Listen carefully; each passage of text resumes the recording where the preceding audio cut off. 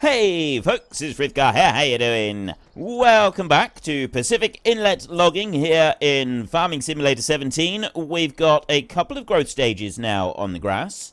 It has grown a little bit.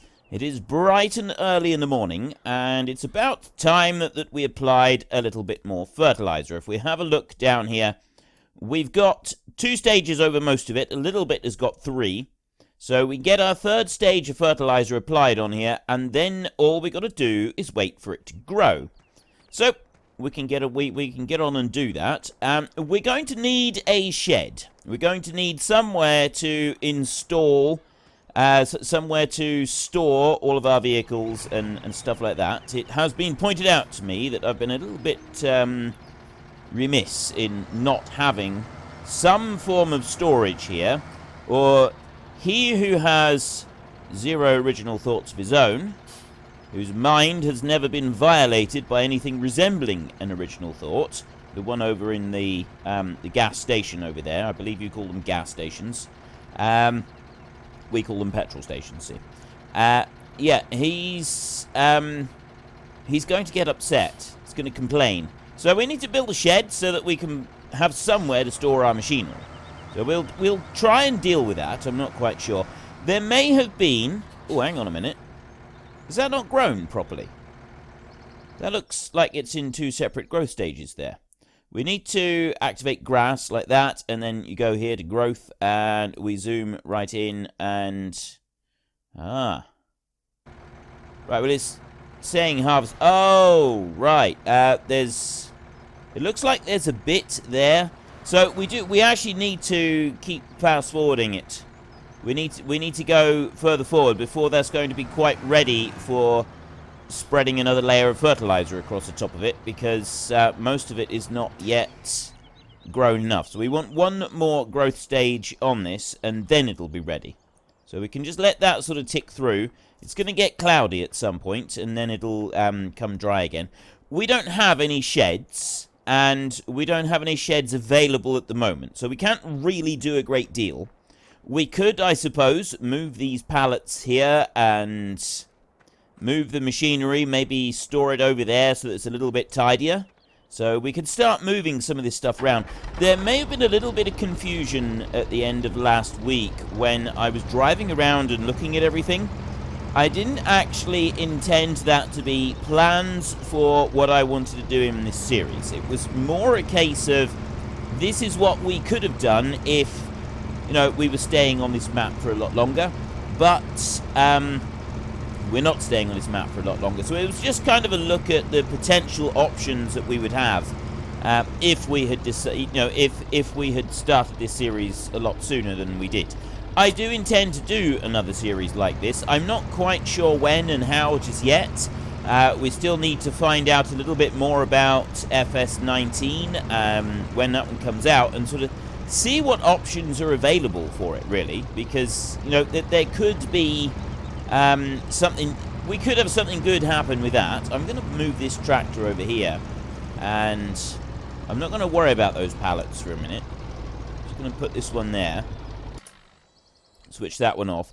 This tractor, we're going to use this one later. We're not going to use it just at the moment. The mowing will be done by the fast track, because it's the only one that's got front links on it. So we're going to need the fast track for doing that. But yeah, what I was doing, I was kind of just sort of looking around and trying to decide how we would maintain a map, what we would do with our map if we were to stay here for a lot longer, but I didn't actually mean it as this is what I'm going to do in this series. So I apologise for any confusion. We don't have time to do anything extra in this series, unfortunately. It's not something that we can do. I do need to just go through here and change that to dollars and that to miles a minute, like that. So yeah, it's the things that I'd like to do, but I'm definitely not able to go and do. That was what I was looking at. And I'm still... Once FS19 comes out, as far as I know, we've got 3 maps. As far as I know, we've got the Estancia Lapacho map is coming out. That's sort of making a return. And then we've got Felsbrunn, which is in Europe. Now, I thought that it was in Germany. I don't know where I seen it was in Germany, but I was convinced that it was in Germany, but some people have said that maybe it's not in Germany. Now, I did ask in one of the other videos, I think, but I'll ask in this one as well, where is Felsbrunn? Is it actually in Germany, or is it somewhere else? Have I got that wrong? Ooh, looks like we've had a growth stage. Yes, we have. Ideal. I'm going to wait for the cloud cover to sort of go back again, because I don't like it all cloudy. But if I've got that wrong, where is Felsbrunn? What country is it in? Because I thought that it was in Germany. If it's not in Germany, that's a bit of a shame, because I genuinely thought that it was. And, well, many of you have already seen, I wrote that into my time-lapse. I was assuming that it was in Germany. So maybe it's not in Germany. Maybe it is, in fact, somewhere else. But, yeah, I'm missing a great big strip there. That's not very good. Just to go back and do that again afterwards. So, yeah, I'm really hoping that it is and that I've got that right. But if it's not, what country is it in? Does anybody know? Is anybody able to fill me in on that? That would be hugely appreciated. But as far as I know, we've got Estancia Lapacho, we've got Felsbrunn, and we've got the one in the US, and I don't know what that map's called. I don't have a clue. My plan at the moment is to do time-lapse on the Felsbrunn map. I'm moving to that one with the time-lapse. So I'm not planning to move to that one with another series as well, because I've done that in the past, and although it does work, I did that at the beginning of FS17. There's too much crossover, and I didn't particularly like it. There's too much repetitive stuff, and I'm sort of very well aware that I'm doing two different series on the same map, and it sort of ends up not being as good as it could be. So, in order to avoid that this time around, I know what I meant to do. I meant to turn off the ground response mod. Oh well, I didn't, as you can clearly see. So, this time round, the time-lapse is going onto the Felsbrunn map. Therefore, I won't be doing a regular Let's Play on the Felsbrunn map. So, I've got two options, really. I can do one series on the US map and just have that spanning the full week. And so we just kind of put everything into one series for a while. Or I can do one series on the Estancia Lapacho map and one series on the US-based map, and do them two different playstyles.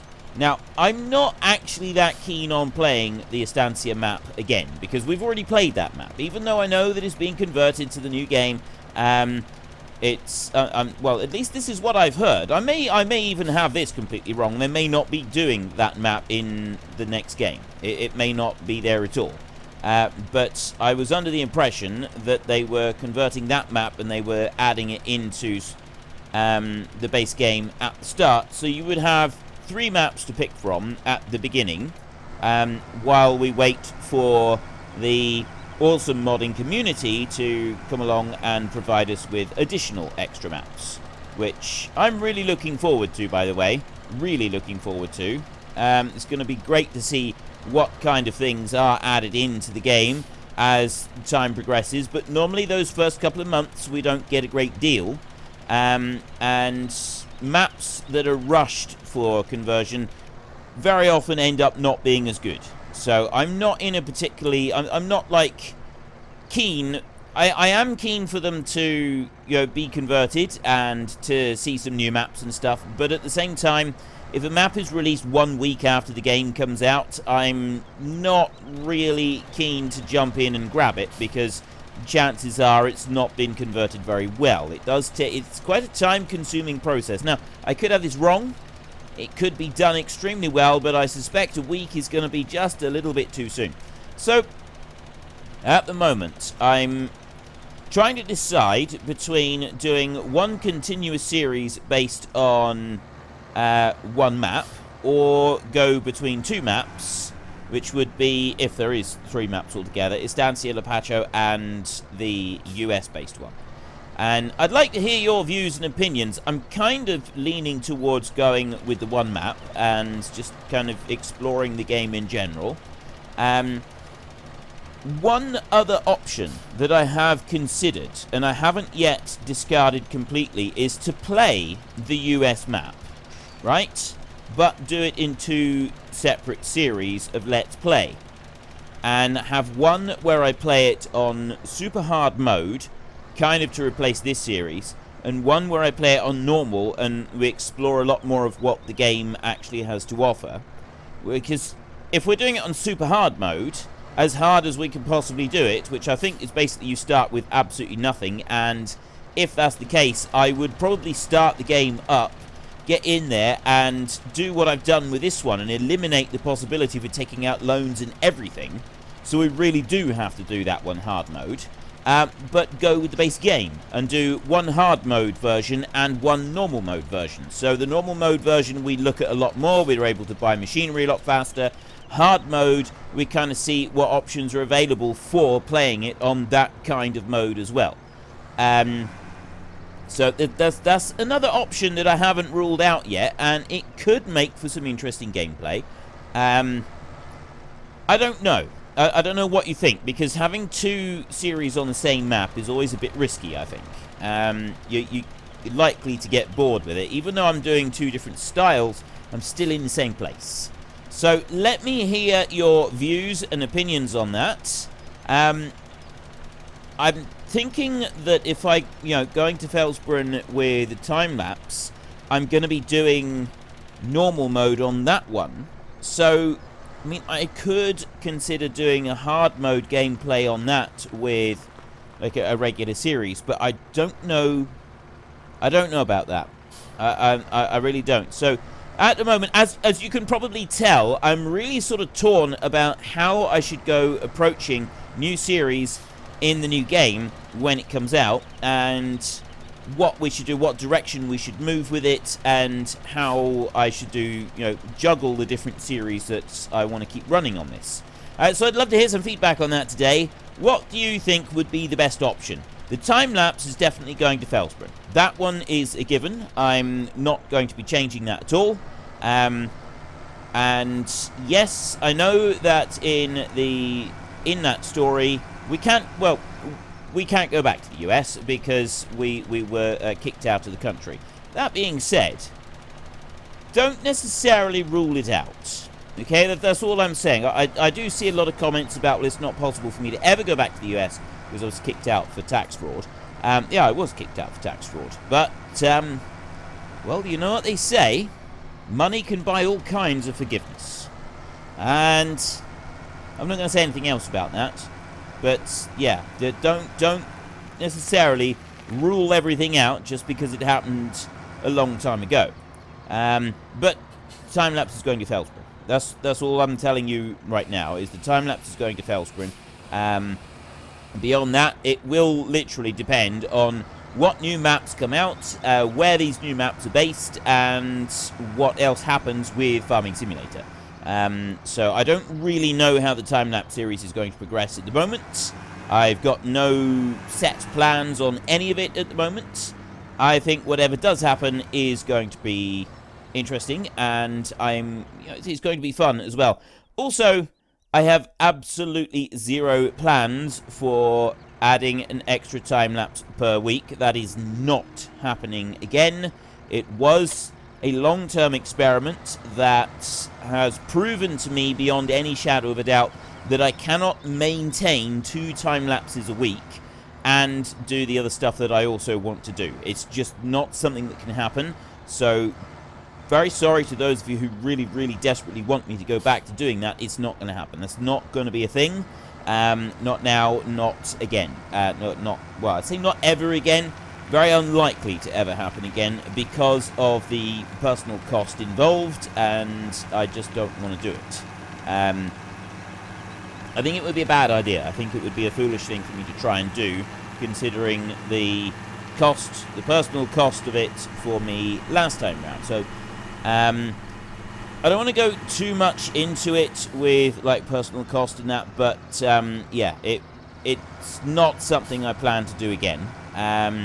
Those of you who follow me on Instagram, I know that some of you do. I try to post up pictures I try to post up a picture every day of something that I'm doing or some part of my life that is not necessarily gaming related.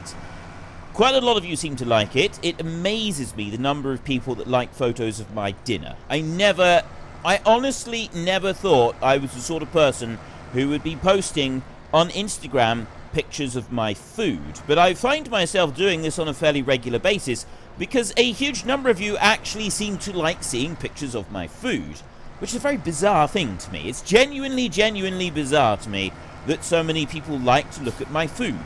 It's just a plate of food. You know, everybody has plates of food, and it genuinely baffles me that people are so thrilled to see a plate of my dinner, a photo of it. And not even in person. It's not like you're sat down with me about to tuck into it, but you all seem to like it, which is very strange. It's got to be said, I do find this a very, very bizarre thing. I've never really caught on to doing selfies and photos of dinner and stuff, so Sen suggested that I really should do some stuff with, there we go. I've been wanting to do that for ages. Sen suggested that I should be posting some pictures on Instagram. I had like 160 followers and I'd never done anything at all. Never posted anything, never done anything. Absolutely zilch had gone up on there at any point ever. And all I was doing, I just had this Instagram account on hold because I reserved the name, basically. So I started posting pictures. And the ones that seem to get the most likes, the occasional one to do with FS17, or FS19, I should say. But no, the majority of them that you really seem to like are ones of my dinner, which is very strange. I really do. I cannot understand what is so fascinating about my lunch. Well, my tea, actually. It's just, I never post photos of my lunch, mainly because I rarely eat lunch. Yeah. So there is that, but I do post other pictures as well, and I posted one last night. It was Bonfire Night for us here in the UK last night. For those of you who don't know what Bonfire Night is, here in the UK, several hundred years ago, there was some chap who decided that he was going to go into the Houses of Parliament, which is our big parliamentary building with Big Ben and all the rest of it, where all of our MPs sit. And he went into the dungeons underneath, or the cellars underneath, and he'd filled it up with gunpowder and stuff, him and a few of his buddies. He was called Guy Fawkes. And the plan was the king was going to be in the Houses of Parliament sometime the following day. I can never remember the exact details, but the king was going to be there. Basically, the plan was foiled, and he was captured, and he was taken off to the Tower of London, which was the prison for political prisoners, and he was... later on was executed. And what happened is that in order to celebrate the fact that our king was saved, I mean, to be fair, I believe that Guy Fawkes was going after the king because the king was not a very nice person, and Guy Fawkes felt that the country would be better off without him. A view that was held by many at the time. However, that bit aside, he did get foiled. The plan was uncovered on November the 5th. So on November the 5th now, we celebrate Bonfire Night, where we light a big bonfire, and we take an effigy of Guy Fawkes, and we chuck him on top of the bonfire, and we burn him, to celebrate our king surviving, basically. This was from several hundred years ago. So the Guy Fawkes bit... I haven't been to a bonfire for ages where I've actually seen a Guy Fawkes put on the bonfire. That bit seems to have sort of gone by the wayside. But the bonfire is still very much a tradition, and everybody gets fireworks and sets them all off, and that is our big firework night. We don't do Thanksgiving. We don't have a Thanksgiving here, because those of you in the States who celebrate Thanksgiving, you're basically giving thanks for, I think, discovering the new land, isn't it? I don't think it's anything to do with British rule being eliminated. No, that's Independence Day, that is. So yeah, you have your celebrations for fireworks and stuff. Our celebration for fireworks is basically our king wasn't brutally murdered and the Houses of Parliament blown up, and so he let off a load of explosives in order to celebrate the fact. And this is on November the 5th. So for me, November the 5th was yesterday. I realise that while you're watching this video, it's several days ago. But yeah, November the 5th was yesterday, and... we'll often build a small fire in my garden, and we'll set off a few fireworks. We didn't do fireworks this year, But instead of, well, we did build a small fire, but instead of just the normal bonfire, this year we used our fire pit slash barbecue. I built a fire pit over the summer, made it entirely out of clay mixed with grass that I dug up from my garden and pulled from my garden and dried out. Kind of like, you know, I've often said I really like the primitive technology style videos. It was like that, basically. That's what I did. I built a structure out of mud and, clay and grass. And so that's our barbecue slash fire pit. I haven't quite finished building it yet. And it's not entirely primitive because I do have 2 iron bars stuck through it in order to be able to rest a barbecue grill on it. But the rest of it is the primitive technology thing. And I suppose technically it's kind of primitive technology because the iron bars that I used were from an old swing set that we also had in the garden. So, yeah, I did salvage all the materials from my garden, so it does count. This is what I'm sticking to. I'm not changing my reasoning. It does count because it all came from my garden. But anyway, that's what I was doing last night. And there was a point to this. The whole time-lapse thing, I didn't have time to... Yes, I had to cut my work short last night, and I will have to make it up for another couple of evenings in order to be able to do that. But when I was doing 2 time lapses, I wasn't able to just stop and spend an evening with my family doing something like that because there wasn't the time for it. My whole week was filled. I literally had 1 afternoon per week, which was a Sunday afternoon. And that was only if I was lucky. I didn't get Sunday evening. I didn't get any evenings whatsoever. No evenings at all. And I had 0 other time. So doing things like that, I feel, are incredibly important. It's incredibly important to me that I'm able to spend that bit of time with my family every now and then. And I don't get to spend as much time. I might be in the same house as them all the time while I'm doing the recording and stuff. But actually being able to just down tools, go outside, light a fire with them, and, you know, we cooked pork chops last night. It was really nice. So go and have some bonfire night pork chops on our barbecue is not something I'm able to do. I was able to do when I was doing 2 time lapses, and that's not something I'm going back to. It's just not going to happen. I know that there are some people who are disappointed by this, but unfortunately that's just the way it is. I don't have the time to do it.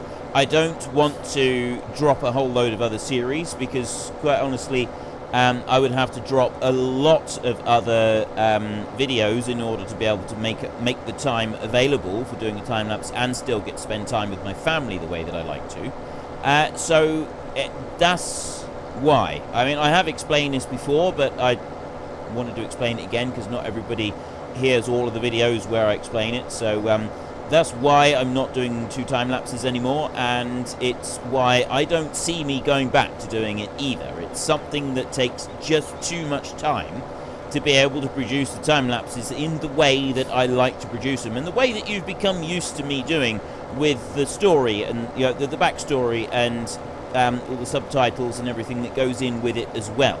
If I was just doing gameplay, just recording a bit of gameplay and speeding it up, yeah, I could actually be doing 2. But the majority of you seem to watch those time lapses not for just the gameplay, but for the story that goes with the gameplay. That's the bit that I've been told over and over and over separates them from so many others. And so that's why I'm not changing it. That's why I'm not going to go back to doing 2 per week. And why I've got no intention of changing the style of them either, because everybody seems to really love the way that they are right now, and I'm quite happy with that. But anyway, mowing today, although I've spent most of this video just kind of doing a bit of fertilizer and then fast forwarding time. I have, I hope, given you a little insight into British culture. We had a king that most of us hated. Somebody tried to kill him and was unsuccessful, and so we celebrate this fact by burning effigies of him and, you know, the fact that the king that everybody hated is still alive. That's basically Britain summed up in a short sentence for you. Yeah. what the people at the top say is what the rest of us do, and although, to be fair, that's the same for just about every country on the planet, so we're not really very much different to anybody else. We just don't make a big song and dance out of it. That's the thing about being British, is you get these like stereotypes of different countries around the world, and I think probably the biggest British stereotype is the lack of emotion. I think that's actually not a great thing, because I mean, it's true, don't get me wrong, the famed British lack of emotion is probably quite an accurate description, but it's not necessarily a great thing. The whole lack of emotion does contribute to some rather messed up individuals, myself included, who have been told our entire lives that emotion is a bad thing. And yeah, I'm not really sure that that's an entirely healthy outlook on life. Now, if I do Control V, it should pick that up. What I'm curious about is, can I use hired help? I don't know if hired... Well, what about the... Hang on, what about the AI vehicle extension? Will that work on this? It might. Let's see what the AI vehicle extension does with mowing. I suspect it's going to mess it up big time. Yeah. See, it's trying to go off over to that side of the field. This is the big problem with AI vehicle extension. It doesn't seem to like, for most tractor work, it doesn't like different jobs. If you've got your field separated, it doesn't like jobs if you've got your field separated out. Really doesn't like it at all. So we'll go to normal AI instead, and bring this one over here a little bit. Come down there. I want to move, I think, kind of that way. That's the way that I want to go. Right, and then I just press H, and it's going to leave a little tiny strip there. That's fine, we can cope with that. But is it going to properly cut the rest of the grass? Is it going to turn properly and do the rest of it? So the front one's picked up and the back one's picked up. Is it going to try and drive in the lake, or is it going to turn round? No, it's going to turn round. See, when you've got just the side-mounted mower, what you'll do is you'll drive down on the other grass. But with the front-mounted one as well, I'm wondering if it will actually do to the double width. And it looks like it is going to, actually. It's going to drop it down there. Excellent! It's actually doing it. It's actually going through, and it's cutting both of them. Okay, that is really awesome. I didn't realise that it did that. I know I do often have a bit of problems with the hired help and mowing. It does. It can. Well, I say it often. It can do some strange things, but that's working quite nicely. I'm quite pleased with this. Once we've done this, our next job is going to be going round with our small rake over there. We'll use the fast track for doing the raking as well. And we'll bring that one in. Yeah, I don't know. I'm just trying to think about whether we should try and use the hired help. The problem with the rake is that hired help struggles with it even more. But what I think that we could do with that is we could actually do the job in 2 stages.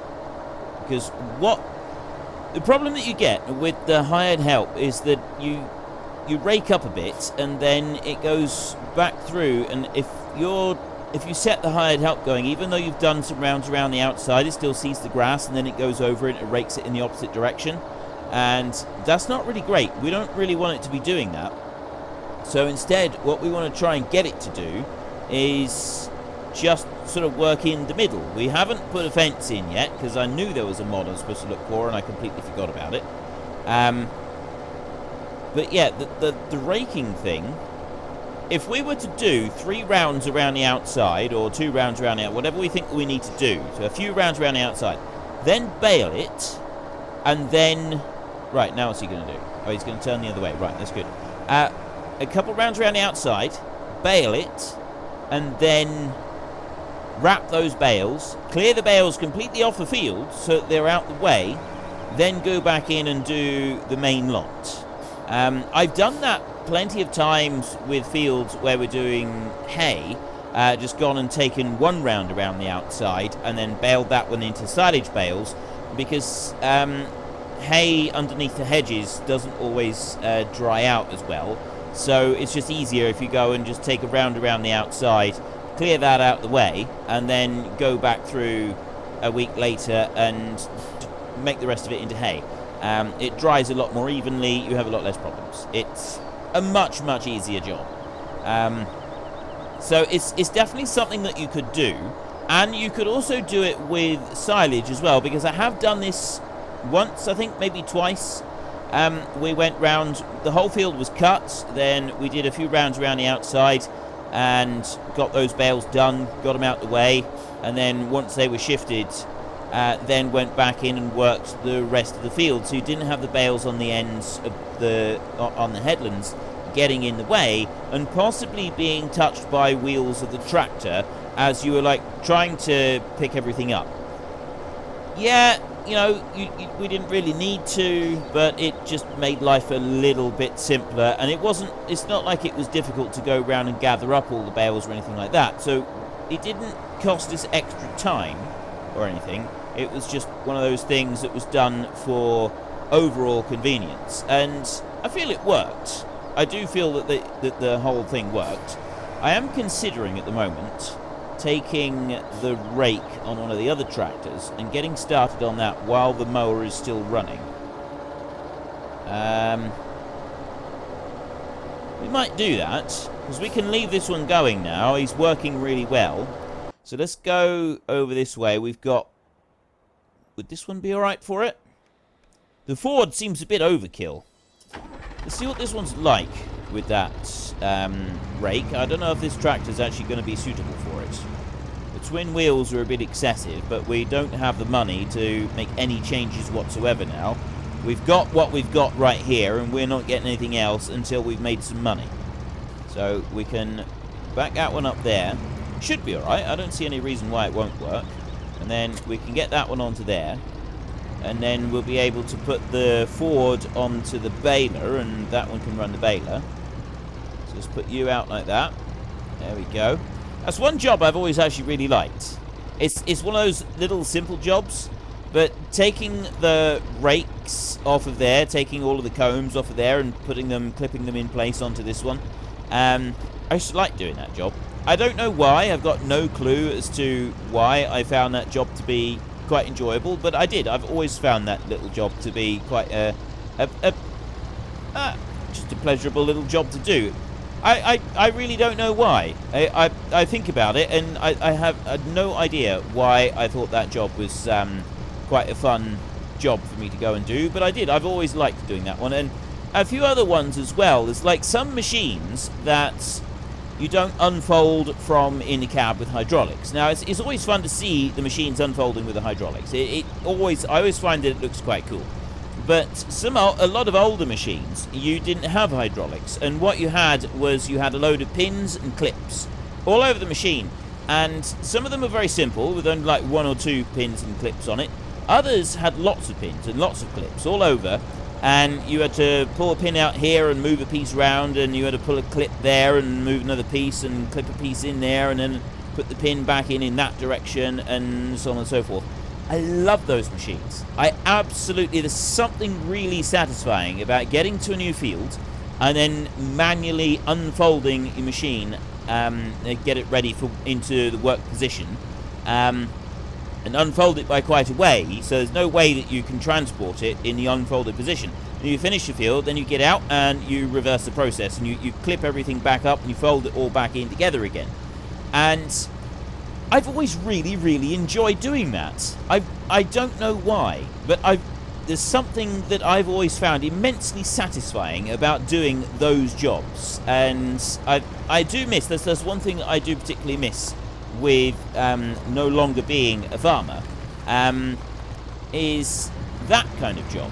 Not you know, there's a lot of aspects of farming that I don't particularly miss, like the really obscenely long hours and stuff like that. But there are some things that I do miss, and one of those things is using the older machinery. Now, admittedly, if I was to get back into farming in any way, I'm not likely to go and work for someone that runs a load of the old machines like I used to use.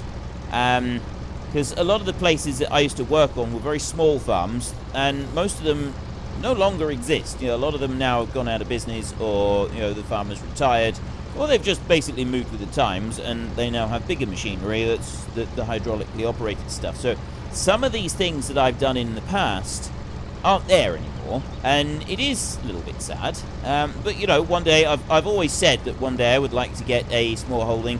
Anywhere from 5 to 50 acres. It could be anything in between that. And I've always thought that it would be really cool if I could get something like that, because I would really love to one day make vlogs of me running a small farm, like just a small holding type place. So I'm not talking about hundreds of acres, but maybe reduce the amount of gameplay videos I do one day and do vlogs of me running a small holding instead. And so some gameplay and some of the small holding stuff. Who knows? That's a long way in the future. But it is something I've my whole life almost. That's the kind of retirement plan that I've always wanted, is a small holding. Just to be able to have my own small holding, I think that would be absolutely wonderful. And I could then have, because you do get in for small farms and small holdings and places like that, where you've only got like a few acres, and so money is an altogether different prospect. You can't sort of fork out £50,000 on a big fancy machine. It's not a viable option at all, and it's one of those things that you don't generally see in agriculture anymore, a lot of these types of machines, but you do still see them on small holdings, and there is quite a number of people, certainly in this country anyway, that have a lot of the small machinery that used to be the mainstay of agriculture but is no longer for economic reasons, because you can't sort of run a lot of these things. Small bales, right? Small bales are a rarity in agriculture in general now. Most people use big bales. You go to a small holding, anybody with 10 acres or less, small bales is about all they use. And so there is still a place for small bales and small machinery in general, just a smaller way of doing things. And that's where a lot of these classic types of machinery come into play. And it's not just classic types of machinery, though. The other thing about it is that you've got... Where's he? Oh, he's gone all the way down there and he's finished. Okay, we'll go and deal with that one in a second. We'll finish this round here. And then we'll go and grab that mower, because we've got a couple patches that we just want to clean up. But the thing that does fascinate me is the amount of new machinery that is produced specifically for very small farms and small holdings of just a few acres. And they are made in that kind of what I would class almost as a traditional style, with the pins and clips and everything all over them, rather than everything being hydraulically operated, because the cost of it, the cost of manufacturing it, is so drastically reduced when it's built in that fashion. And so there is, you do still have that, and that's one of the things that I would love about having a small holding, is that I would still be able to sort of have some of this type of farming that I grew up with and was familiar to me for so many years, but is no longer readily available to everybody. Am I making any sense whatsoever? That's the kind of thing that I would like to do. Whether or not I ever could, I don't know. I know that some of you have said that you know the idea of watching me do a real life vlog is not particularly interesting. But others of you have said you would genuinely love to watch me do a vlog of something like that, of like running my own small holding, or anything similar.